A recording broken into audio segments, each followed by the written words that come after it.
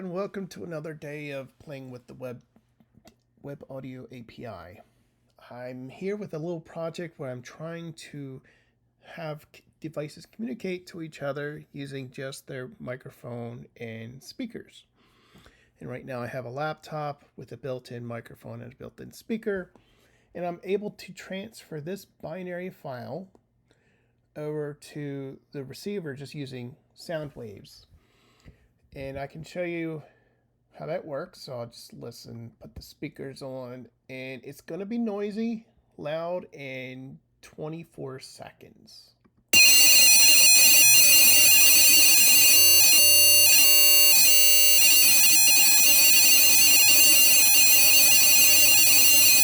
said it was going to be noisy.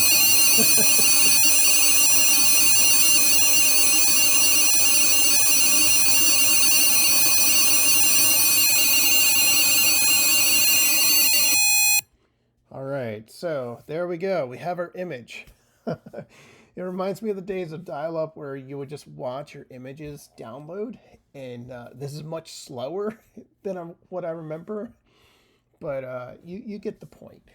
Now, the big change though is I've got a lot of error detection built in of individual parts of the file. So before I had split the file up into multiple packets, but I wasn't doing anything about the packets or taking advantage of packetization in general. This is what we're going to do with packetization. Is you can see the little red area in our progress bar that represents the number of packets that failed or the percentage of packets that failed. And you can see our image doesn't look quite like the original.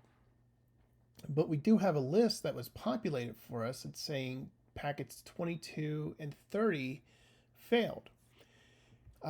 We know that our CRC passed for the size of the data, and that let us have a progress bar. If we didn't have the size, we couldn't show how far along we had progressed. And then the CRC check itself, when the data hasn't is not applicable yet because it knows that some of the packets failed. So let's request those two packets. And this is going to be a lot shorter.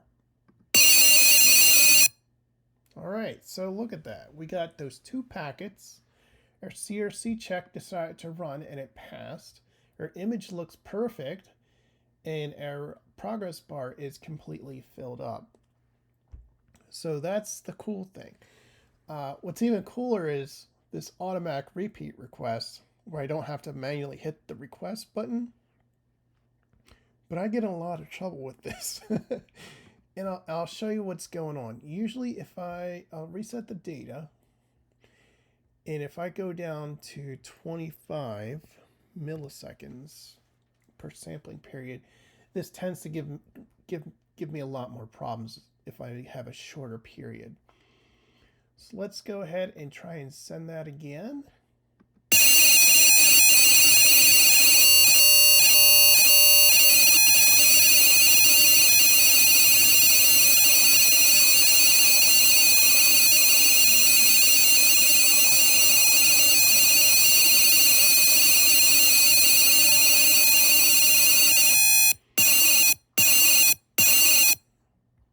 There we go.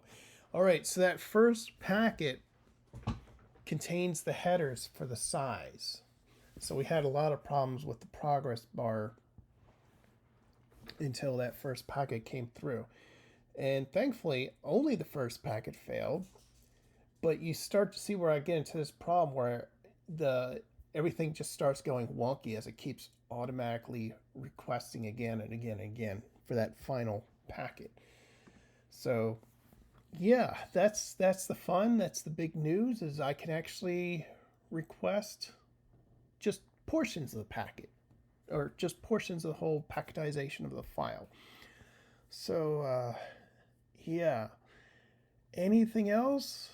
No, that's it. That's the there's been a lot of refactoring, but a lot of stuff has gone away. The big giant chart for the channel graphs is gone.